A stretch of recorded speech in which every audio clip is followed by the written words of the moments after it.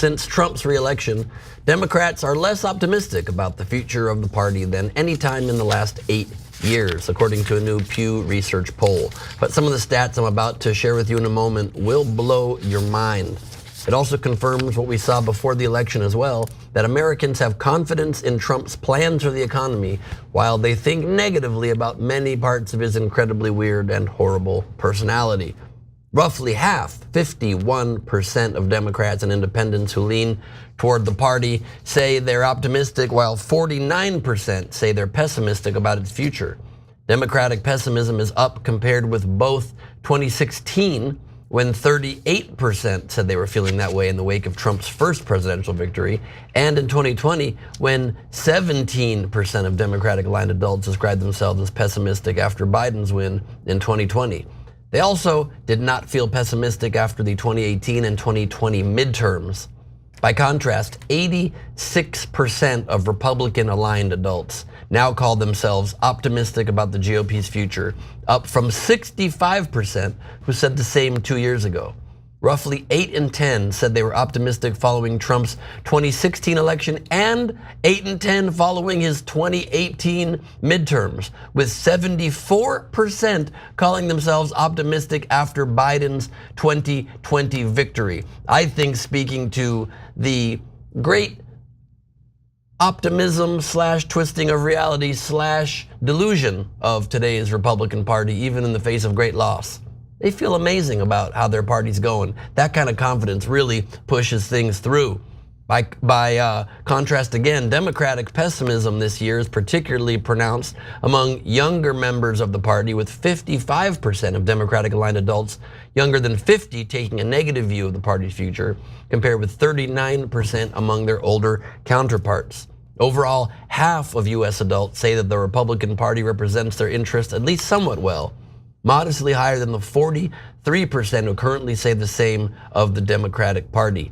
While the Democratic Party standing on this metric is largely unchanged from July 2023, the GOP number is up 11 percentage points over that time. That shift, Pew finds, is due almost wholly to Republican-aligned adults' increasingly positive assessments of their party. Just over half approve of his plans for the future, think he will make good economic decisions, that one's 59%, will effectively handle law enforcement and criminal justice, and make good decisions on immigration and foreign policy. All of those at 53 or 54%. But these next poll results are especially mind-blowing to me. Fewer express confidence in Trump to make good decisions on abortion policy. It's mind-blowing because of how high these numbers still are. 45% express confidence still in his ability to make good decisions on abortion policy. Or to bring the country closer together, 41% think he will. Less than half of the public thinks Trump is well described as someone who cares about the needs of ordinary people, but still 45% do. Or somehow somebody who's honest, 42% think he's honest. Even-tempered, 37% think this man is even-tempered, and 34% think he is a good role model. It is mind-boggling, even in the categories that you could prove it with tens of thousands of data points. They still think, yeah, great guy, cares about us, honest man, great role model. Mind-boggling. Overall, half of Americans express positive feelings about Trump's election victory, with 22% saying they're excited, 28% saying they're relieved, while the rest say they're disappointed, 33%, or angry, 15%. In a separate question, about 1/3 expressed surprise about his win, meaning 2/3 of the country had a feeling this was going Trump's way. Those numbers are just the most mind-boggling to me, the people that still think positively in great numbers about this man. So I have interpretations that are maybe a little bit different than the average bear, and I'm curious what your guys' takes are gonna be. So first of all, I'm ecstatic that more people are pessimistic about the Democratic Party. Why? I'm a Democrat, and why would I be happy about that? It's because I think the Democratic Party has been going in the wrong direction for a long time. So if most of the Democratic voters, or now at least half the Democratic voters, have become pessimistic about its direction, good, because then maybe you could change the direction so we can actually win elections rather than getting our asses handed to us by frickin' Trump, right? So I would want that number to be as high as possible so we go in a new direction. Now, secondarily, and this might be even more surprising to you guys, I don't know, we'll find out. I think that 74% saying that they were optimistic about the Republican Party, even after Trump lost in 2020. I mean, that's, Ben, you're right to be shocked by that number. That is a gigantic number. My theory on that is because they already did a revolt inside the Republican Party, and they kicked out the corporate Republican guys like Mitch McConnell, et cetera. So their voters, even when they lose, they feel optimistic because they feel like they're running the party. Now you could say, hey, Cenk, well, that's not really true because Trump is still giving most of the, the goodies to his donors like Elon Musk and Miriam Adelson and corporate tax cuts, et cetera. But they feel like they're in charge. That's why they're optimistic, even in really bad times for them. Let alone now, it's at 86%. Which brings me to the last thing here. I want you guys to note that only 34% think that Donald Trump is a good role model. That's a very low number overall. I mean, Ben's right, it's still high given who Trump is, but that's a very bad number overall. But still, 86% of Americans say optimistic, going in the right direction, even though a lot of them think he's a bad role model, right? And so it's in other numbers here, and it matches everything that I've seen from the right wing, with a lot of people saying, look, guys, it's not like we don't get it. Now, a lot of them don't believe that at all. They think he's honest, et cetera. But there is a significant portion of Republicans who think, yeah, guys, we get it. He's a jerk. He's a bully. He says things he shouldn't say. But we like the direction that he's going rather than the direction you're going. So that should cause some self-reflection on our part instead of just saying, oh, it's wild, it's wacky, it's crazy. Oh, forget MAGA, they're nuts. No, they're not nuts. It's telling. And it should be a note to us to learn from. Yeah, I mean, most of the people I talk to, Trump supporters I talk to out there, a lot of them say, well, I don't like his way, I don't like the way he speaks, the words he uses, whatever. But I like him, and I think he's a better president. I would never vote for the Democrat, which is, it's fine. I think it's a thing to say that's convenient. I'm a little more dismissive of a poll like this. Pew is a great, the Pew research has been so helpful to this country.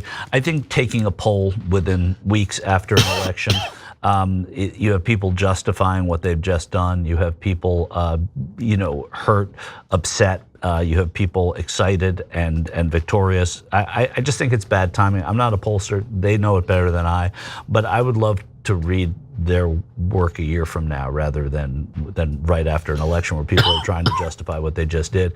I am shocked too, 34% see him as a good role model, but we were just listening to Whoopi Goldberg saying that she likes a president who can't put two sentences together. That doesn't matter to her. The idea one sentence. The president, the idea of the president being a role model may be all of a sudden old-fashioned now. And I don't know that that's true, and I don't know that that's good, and I don't know that will endure. But I think that's part of what's at play here with that 34% number, which I think is wildly high for Donald Trump, but wildly low for a US president. Yeah, facts. I mean, it's just mind-boggling that even, because pretty much 34% has always been around what Trump's core support is. And those people, generally speaking, think he's just the best, think he's perfect, and don't process any of the problems. I mean, it really speaks so deeply to like the QAnon phenomenon of people that just deeply believe that it's all a conspiracy, it's all media making these things up, it's all lawfare, and it's all media warfare against this guy, and they are the enemy of the people, and they're making up facts because and a preponderance of overwhelming facts never process. I mean, in any number of categories, sexual assault allegations, civil court sexual assault convictions, court convictions for illegal use of funds, for trying to undermine the vote of the people, creating an insurrection, any number of enormous things, multiple marriages, multiple affairs, not one of them even affects their opinion of should our children look up to his personality and the way he's lived his life as an example. In this very religious country we live in too, and the most religious among us are the ones who supported him the most, fervently. It's a wild cognitive dissonance. I don't understand it. So those are all absolutely correct, but let's also note one other thing, which is in most of the polls, and I talked a lot about this over the last 4 years, there was about is a shocking percentage of the country that believes QAnon. It was about 15% at its height. Now, I mean, they basically stopped polling it, and Q stopped sending notes, and it kind of went away. But it was about 28% of Republicans, and so the magic number is 28. Trump never, ever, ever gets below 28, and so here he's at 34 for a role model. So in that ballpark, right? So somewhere between 30% to a third of the country, right? They're immovable, but there's also an immovable third of the country on the Democratic side. So, but remember, 34 is not 51. He won the popular vote. So that other 17% is enormously important. That's who we have to win over. So if you say some of them are QAnon nutsos and they think that Democrats wear children's faces as masks or whatever the crazy things that they believe in, or milder, but still they think Trump can do no wrong and they wish that their kids would grow up to be a bully like him. Okay, I can't believe it, but okay, fine. But that's not all of them. If it was all of them, it would be hopeless because it's harder to break through to folks like that. And Michael's interviewed a lot of them at the MAGA rallies. It's not like they don't exist. And if you're on the right wing and you're not one of those people, you can say, well, they don't exist. No, they do exist, brother. They do exist, right? But I'm also acknowledging that other 17% of the country exists that voted for Trump but is not in that category. And that's who Democrats have to win over if they want to win elections. For sure, it's just this amount, the amount is just so mind-boggling, and with the rapid exponential growth of social media and these algorithmic effects on our lives that are putting us further and further into silos and into echo chambers where you never hear the other side, we're just increasingly becoming more and more susceptible to that percentage growing, the QAnon psycho percentage that just absorb any fact. Michael, you've interviewed so many of them, the good liars do it all the time. People that just have, even within the same sentence, insane, hard to explain cognitive dissonances where somebody says, I in fact think Trump is still president right now. And then you say, but then why are you against what he's doing if it's your guy? And they can't process that fact. There is the celebrity effect too that we can't deny, that's not going to come along every time. It might again. I saw somebody doing kind of what I do in the street in Representative Alexandria Ocasio-Cortez's district this week. I don't know who it was. It was really fascinating stuff. They were going to people, asking them who they voted for president, and then who they voted for Congress. All of them. About a dozen voted for Donald Trump. Every one of those Trump voters voted for Congresswoman Ocasio-Cortez. So there is this, also the fact that he's a celebrity, which is a big part of his draw, and there's no question about it.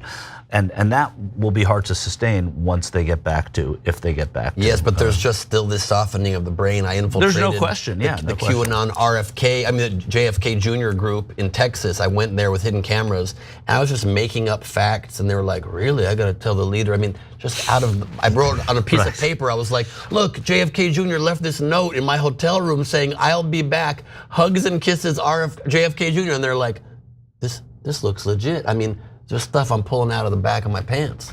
Yeah, but there is also an anti-establishment fervor that has led them towards Trump too. So it's a combination of factors.